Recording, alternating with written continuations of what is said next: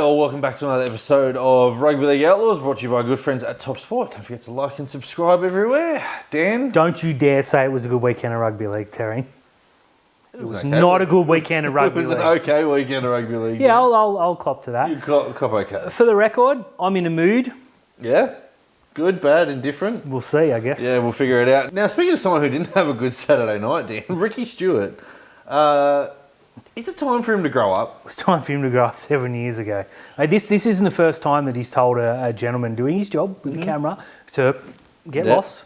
There were many videos that have come out of him yelling at people. Yeah, I think his frustrations on his team being terrible are coming out in ways that are unbecoming to a first grade coach. What's getting beyond a joke for him now is every week when his team loses, it's the referees. It's something gone wrong. Like he went into a press conference and they got beat 42-14 by Manly and blamed the referee. I didn't like his tack this week. He sort of went at Jared Maxwell without actually going. He goes, he's a really nice guy, but I think the power's been taken off him. As if to say, he's terrible at what he does, but it's not his fault because I don't want to get fined. Clever, but I didn't really see a point. Yeah, now, let's not get it wrong here. This year has been one of the worst years for officiating, mistakes, overturns, everything you can get. Just dubious calls left, right and centre. But as a coach, you can't just go in there every week when you lose and go, imagine if Tim Sheens did that.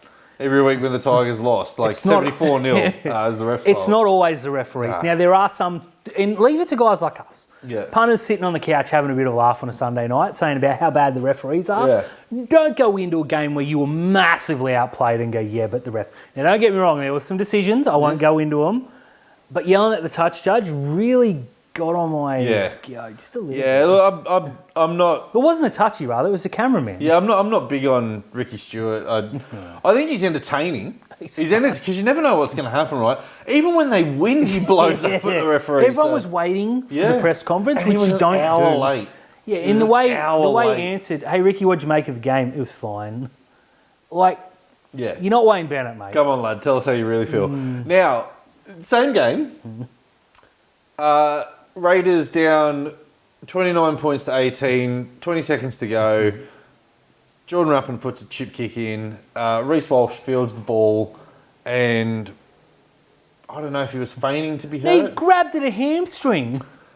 And Joe Tarpany just ran in and smashed him. Now, legal shot, side on, legal shot, nothing wrong with it. There was nothing wrong with it, Terry. There was nothing wrong with it. But I think the technical term in this line of work is a dick move. Yeah, you're right. There is the dick move, but do you know what else was a dick move? When Joey Manu pretended to be injured and then ran through the line and nearly scored.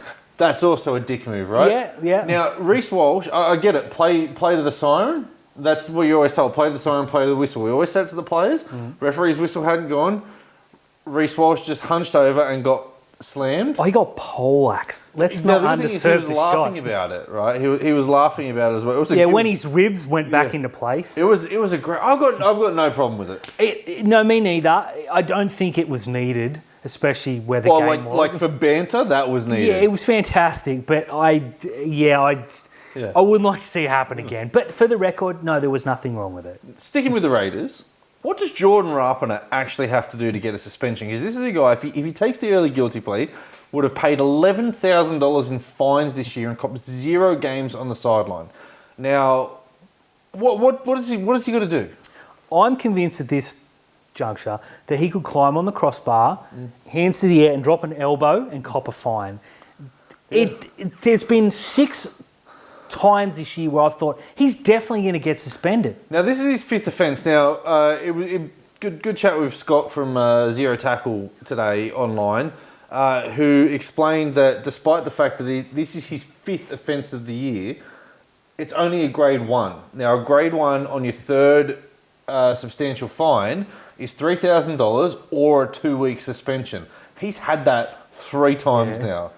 And his 2nd offence was a $2,000 fine, and his 1st offence was the early guilty plea, $750. $11,750 he is going to have paid in fines this year, and 0 weeks on the side. I don't have a problem. Like, I've got a problem with the 5 charges. 0 weeks. There needs to be a new grading system. Like, fifth offence, brother, you've got a cop a week. Yeah, you've seen where high tackles, and you look back and think, okay, that's a grade whatever, we're going to add on what you've done previously. But grade ones don't count. Now, I'm 100% okay with them looking and saying, okay, this incident is separate from last week. Yeah. But when there's 25 of them, Terry, you start to think, perhaps there's a pattern going on here. Here's the thing. In his sixth game of first grade, Jesse Colquhoun was charged for a tackle on Tanya Paseka that Dale Finucane had more involvement in than Jesse Colquhoun. Colquhoun missed a week. Yeah, that was...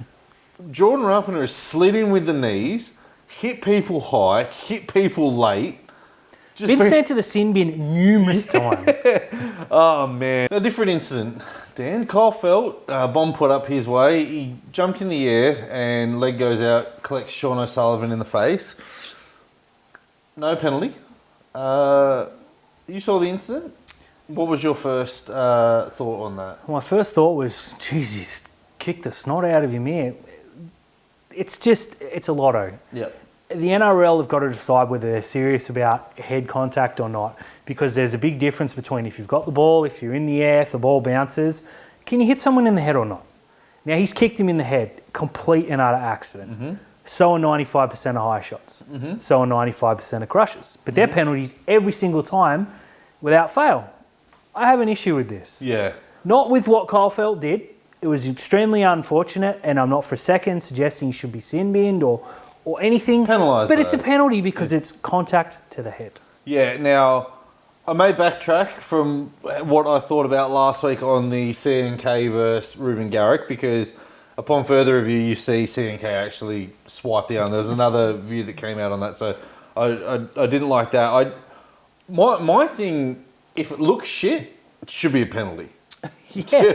I mean, it's getting to a point where you're looking at it and thinking, okay, now he's drop kicked him in the head, but did the ball bounce? Yeah. Has he got the ball? Are the bumpers up? It's ridiculous. That was the Billy Slater. Remember, he'd jump in and launch him with his feet, and then they gave him the concerning act, and then he did it again next week, and they gave him another concerning act, and they did it again before they penalised him, right? And then you had this Vunivalu where he ran and jumped at the line with his knees raised. Yep. So now there's the knees being raised when you run.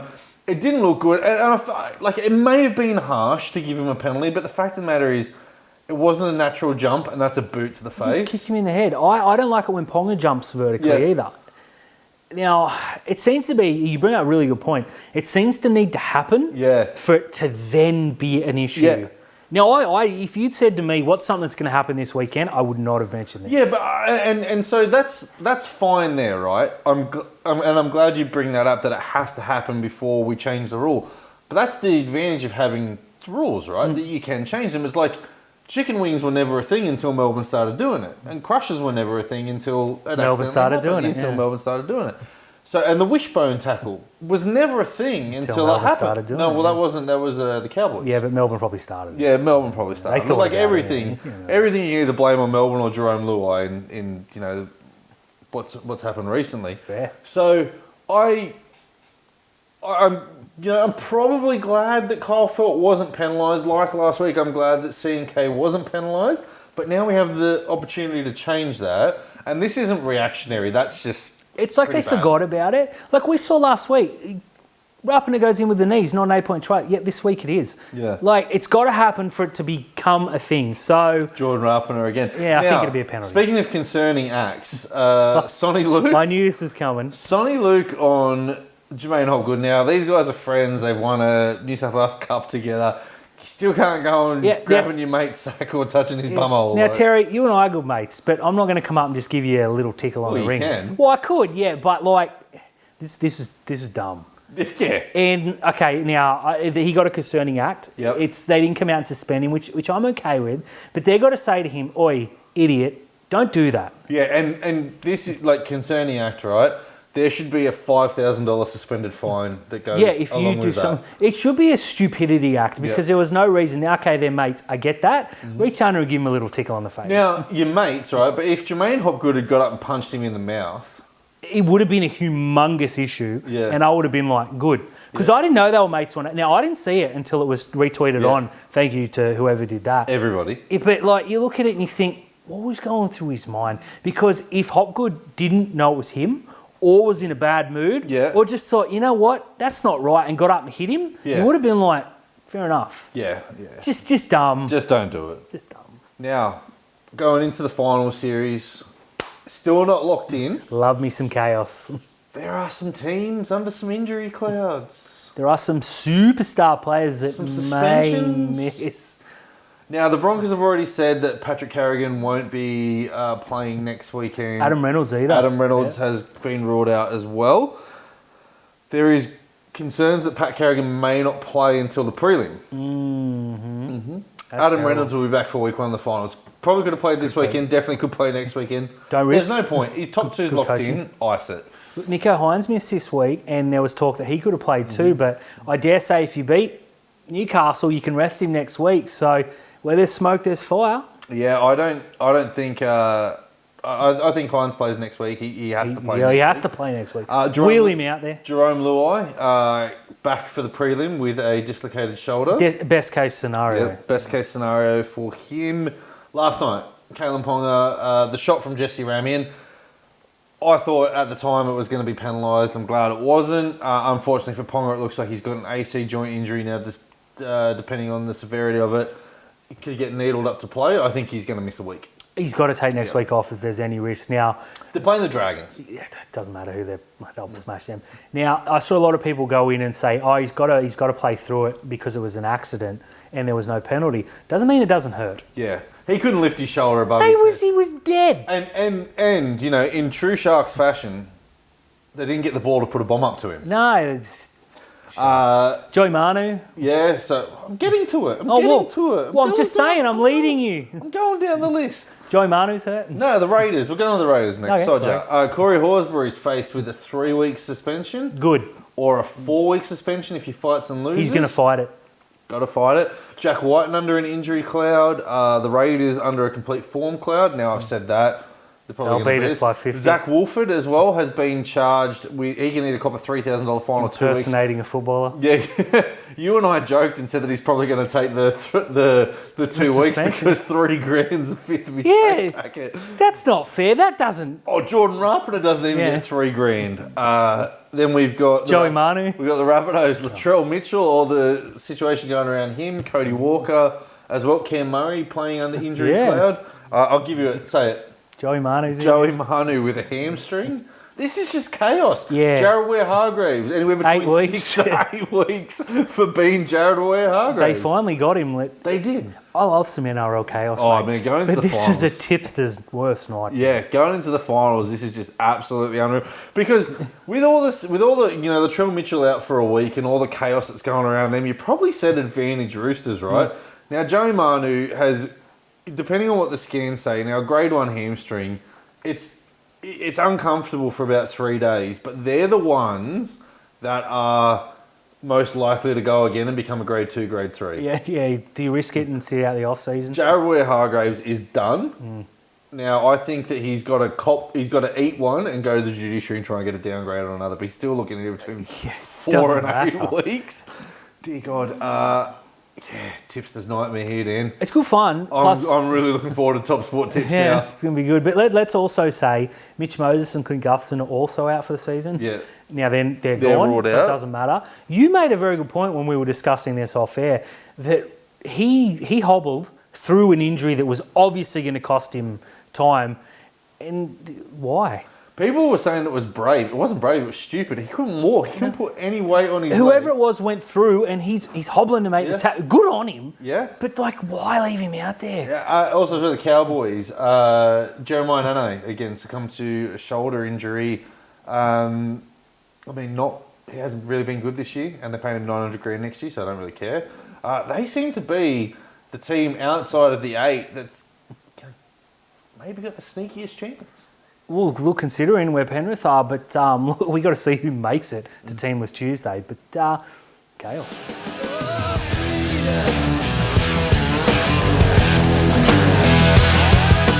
Gary. Don't you dare talk to me, Daniel.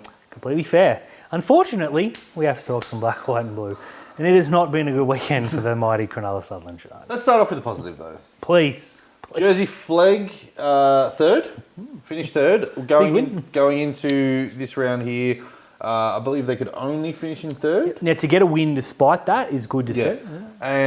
They were up 30 points to 12 against Newcastle before they took the foot off the accelerator. Newcastle scored 3 tries in 7 minutes. Never going to catch us. Who cares? Squeaky bum time, though. Yeah. Towards the end, because they made another break. They did. Now, this guarantees us the second week of finals, so it's top 5 for those unaware with flag. So, second place, third, play the Bulldogs. Minor premiers, the Roosters get a week off. We travel to the Dogs. The Panthers and the Eels. Now, it's worth noting that the Eels beat the Panthers to leapfrog the Melbourne Storm to get into 5th. Good for us, because Melbourne have resold us twice. However, the Panthers apparently rested a whole heap of players knowing that they could not miss the finals. Eels get in, we play the Dogs. Winner of that goes and plays the Roosters to get in the grand final. Loser plays the winner of Penrith the Eels. Winner of that game and then plays the loser of the other. It's the most complicated, it's ridiculous, easiest way to announce it. But it's fun. So, look, the flag have beaten both the sides above them, so they're a red hot crack. Now, as a Cronulla fan, of course, I'm going to say let's not get ahead of ourselves, but anything can happen from here. I'm booking in the trophy parade. The GF? Yeah, I'm booking it in. Well done to the boys. That's a great accomplishment. Congratulations. Yeah, considering last year they lost in They went out of their way to miss the finals, unfortunately. Now, New South Wales Cup went up to Newcastle and comprehensively won 48 points to 10. Now, Penrith had lost the day before, so we knew that a win would leapfrog that. The Warriors beat the Dragons, so we knew that they were safe. Needed one win to go our way. We needed the Manly Seagulls to lose to the Bulldogs, or the Raiders to lose to the minor premiers, the North Sydney Bears. Now, on Old Boys Day. Bulldogs are up 18 points to 10 at half time and capitulate in extraordinary circumstances and lose 32 points to 22. And the North Sydney Bears go up 10-0 after 10 minutes and get flogged 36 points to 14. That ends the Newtown Jets season. They finish in 6th. It's worth noting that the Jets scored by far the most points in the New South Wales Cup and had the third best points differential. And miss the season going into it. They were $2 favourites to win the whole premiership. Mid-season form slump really hurt. You're going to go back and look at a home loss at Henson Park to the Dragons, the home loss on the Beer, Footy and Food Festival, and twice up 20 points to 10 and having a draw and losing on full time. Yeah, there were about 6 or 7 games. You win those, they're first. Well, there's about 6 or 7 games that we should have won and threw away, and then there was that 5 or 6 game stretch where we didn't win a game. Injuries depleted this team. Let's call a spade a spade. To finish 6th despite is disgusting. We are the second best side on our worst day. It's a huge failure of a season, but in saying that, Kylie Rowe just scored a hattie and Sam Stone Street was the best winger in the competition by a mile. Those are the 2 pluses. And we've seen Jesse Coleham, we've seen Tom Hazelton come out. So it wasn't a complete write-off, but in terms of results, a real negative. Yeah, for a long period of time, they were missing Braden Trindle, Tom Hazelton, Jesse Coleham. Yeah, Atkinson hasn't been sighted for a long time. Connor Tracy gets himself into first grade, and you've always had an 18th man there or thereabouts. Like, well, Weed Hiroti, you lost so many forwards. You lost all the best Newtown players. Haven't been sighted for 10 weeks. Just a schmozzle of a season. A real disappointment. But the NRLW, their season's on life support after a 22 points to 14 loss to Newcastle.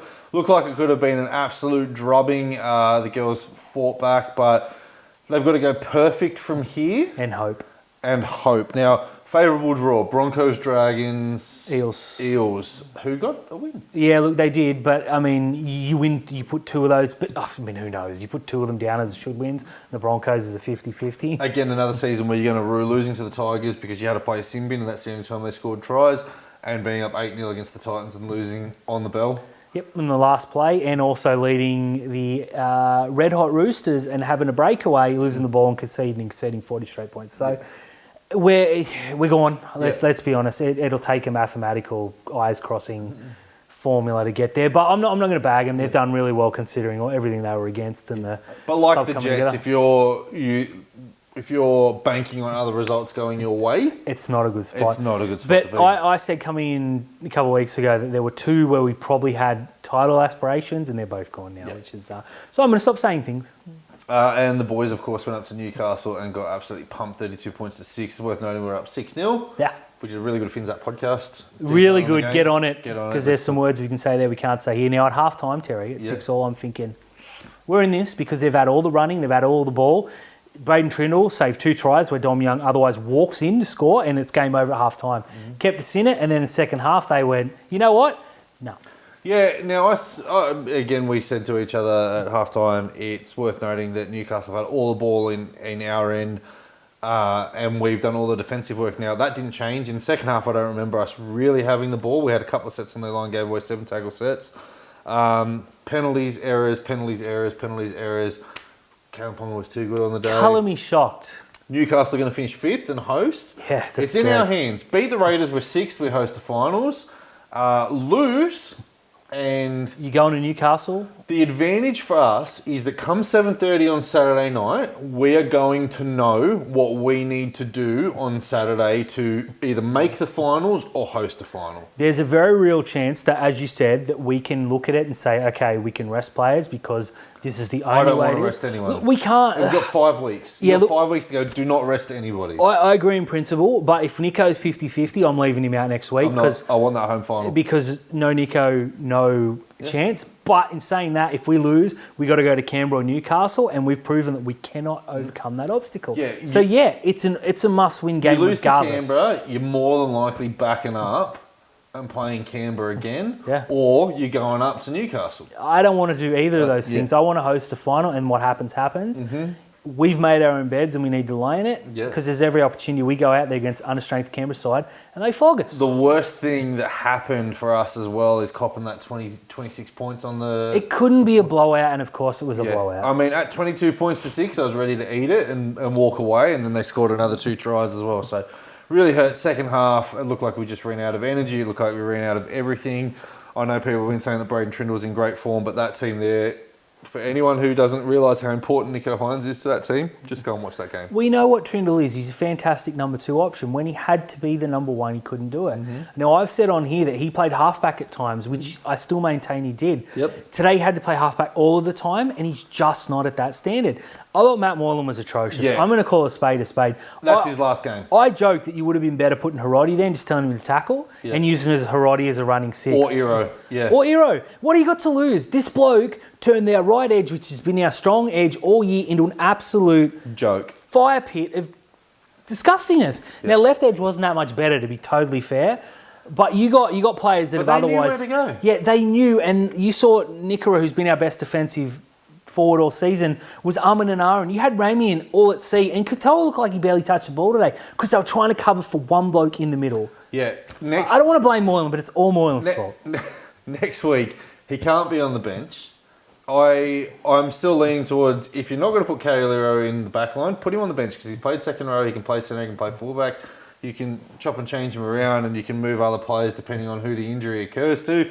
That's it. It's got to be the last of Moylan. And if he doesn't want to go to Catalans, just terminate his contract. It's 350 grand. Eat Eat the 350 grand next year because you're either going to play him to cost you games or you just eat the $350,000. Just eat the money. I'll pay it. Let's start a GoFundMe. Now, I have to go on record is to say that I have been Jess Colquhoun's biggest fan, and he made it a personal attack on me yesterday. Go out there and be the worst player in the competition. Yeah. That kick, Terry, I'm still waiting for him to kick. He holds the ball, looks up and goes, I've dreamt about this moment. Yeah, this was it. And then they hammered him. This was the moment.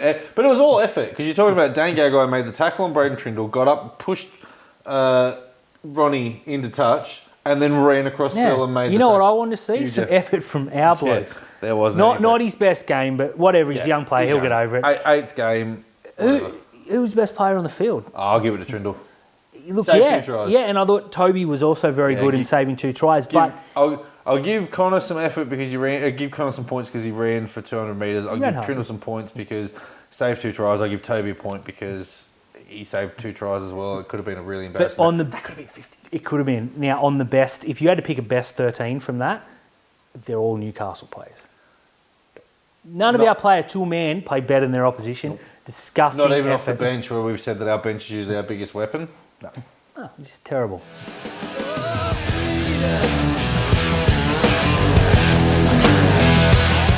Dan, Talk to me, Terry.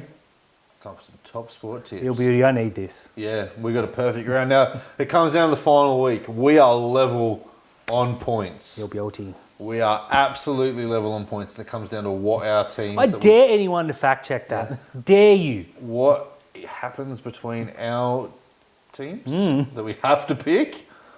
Could decide it all. Well, I think you put both teams down for an L. Thursday night, Terry. I don't want to pick the Tigers.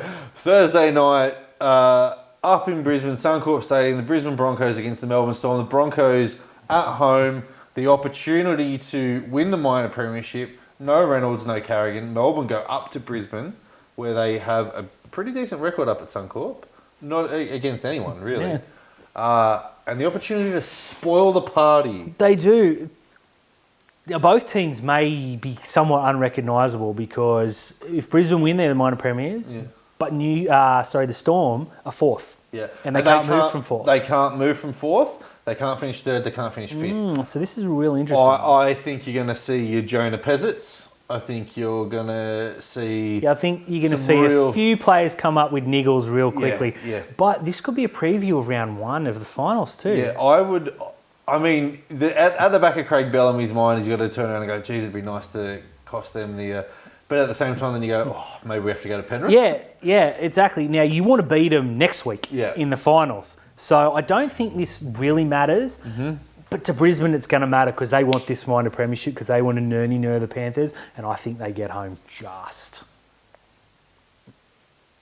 I'm going to tip the Storm.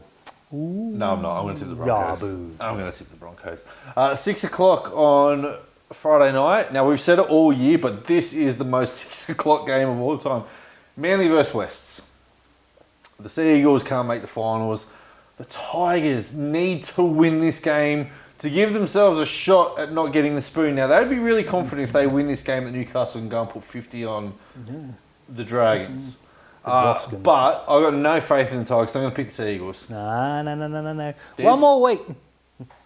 No. One more week is all you got to do. Tigers. You know why Manly win this? Because they're not the Tigers. Are crap. Friday night, 8 o'clock. The Rabbitohs and the Roosters. I don't care what is on Friday night. Like, if I have to go and pick my kids up from somewhere, I'm not doing it. They will be stranded until 10 o'clock. I heard a rumour. These teams don't like each other. This is going to be a fight. It's going to be a battle. No Warrior Hargraves. No Latrell Mitchell. Joey Manu will get named. 50-50. I don't think he can play. He's going to be fun. This is like, and you know what's going to happen as well is when a team starts pulling away, the other one's going to get spiteful. It's going to be good. It's literally all on the line. The winner goes through, the loser's gone on their way to Bali. There's going to be punches, there's going to be hair pulls, there's going to be scratches. That's just me and you watching. Yeah, you beauty. Look, on the basis that there's no Warrior Hargraves and that Joey Manu is probably going to sit this one out, I'm going to lean towards the Rabbitohs. Well, I'm going to go the Chooks because we need to pick one against each other that's not enforced. I just think that, well, it's hard to justify because they're both broken, but I think there's just a little bit more left. James Tedesco's going to have the game of his life. Blake Taft's coming in cold. It's going to be fun. What a beauty. Now, to start your Super Saturday, 3 o'clock, the Dolphins are hosting the Warriors. Now, the Warriors can't move into second. They can't finish fourth. Do you rest Sean Johnson? I rest everybody. But he could win the Dally M. He's going to win it anyway. Fair enough. I am not taking C&K over there. Yeah. I am not taking Sean Johnson over there. Luke Metcalf's out injured, so that gives Tamari Martin. You got to play him. You got to play him. You got to get some reps under there. I'm not going to play Wade Egan. I'm not going to play Fanua Blake.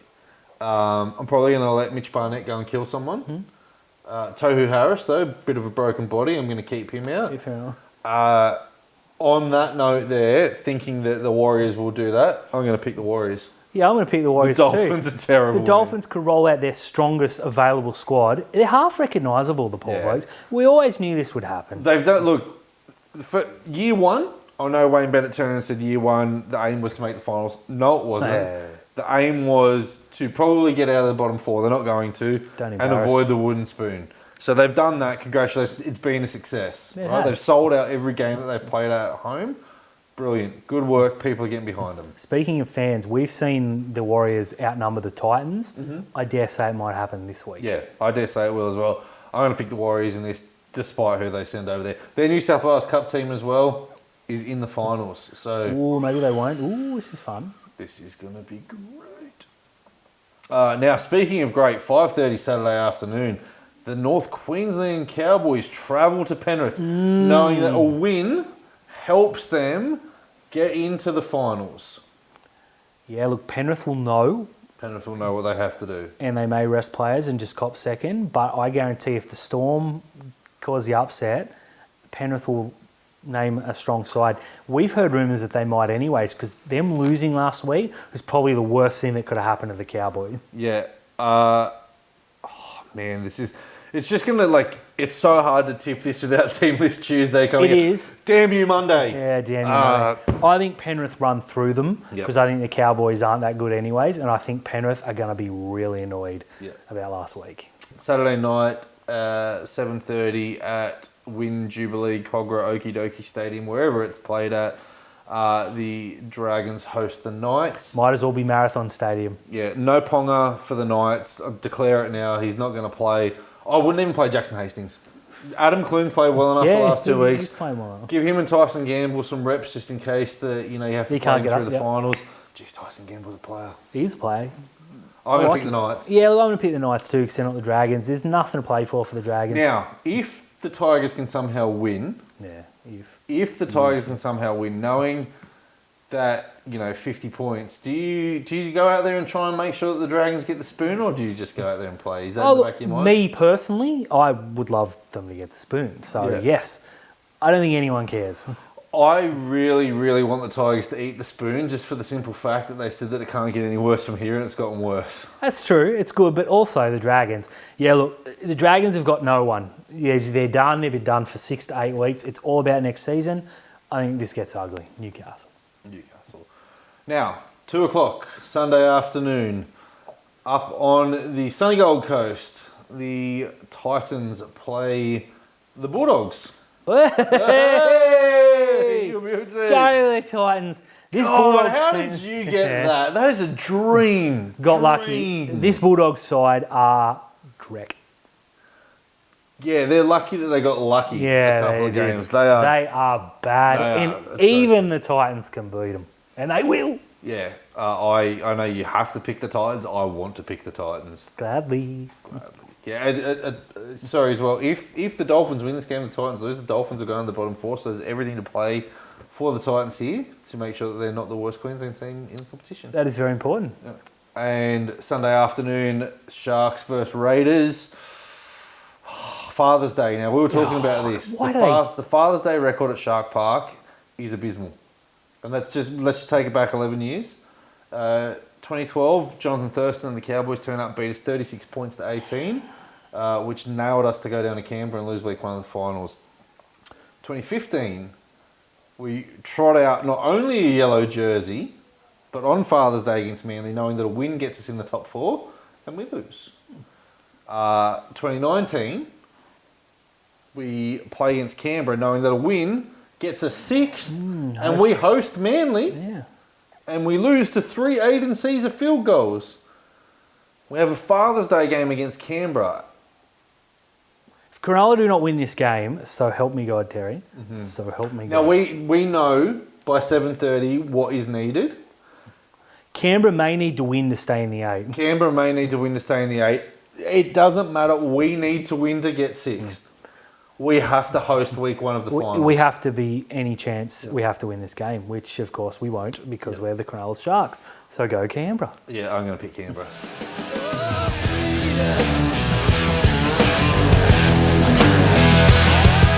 Hey everyone, thanks for tuning in to another episode of Rugby League Outlaws, brought to you by our good friends at TopSport. Don't forget to like and subscribe everywhere.